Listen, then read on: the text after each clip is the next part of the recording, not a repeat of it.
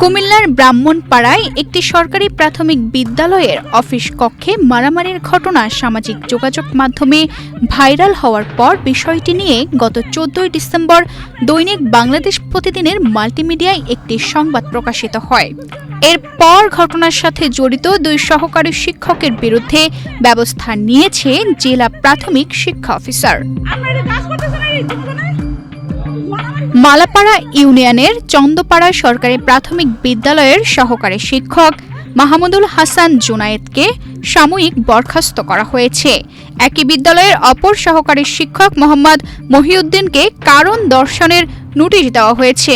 Extreme মশার coil plant fibre দিয়ে তৈরি, তাই সহজে ভাঙে না, সুগন্ধিযুক্ত ও নিরবিচ্ছিন্নভাবে জ্বলে। ডেঙ্গু, চিকুনগুনিয়া বাহি সহ যে কোনো মশার বিরুদ্ধে দেয় এক্সট্রিম সুরক্ষা।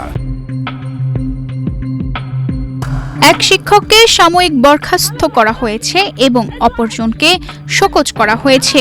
বিদ্যালয়ের শৃঙ্খলা ভঙ্গের বিষয়ে কোনো ধরনের ছাড় নয় বলে জানায় জেলা প্রাথমিক শিক্ষা অফিসার। স্থানীয় বিদ্যালয় সূত্র থেকে জানা যায়, দীর্ঘদিন ধরেই ২ শিক্ষকের মধ্যে বিভিন্ন বিষয় নিয়ে বিরোধ চলছিল। তার জের ধরেই এমন ঘটনা ঘটে।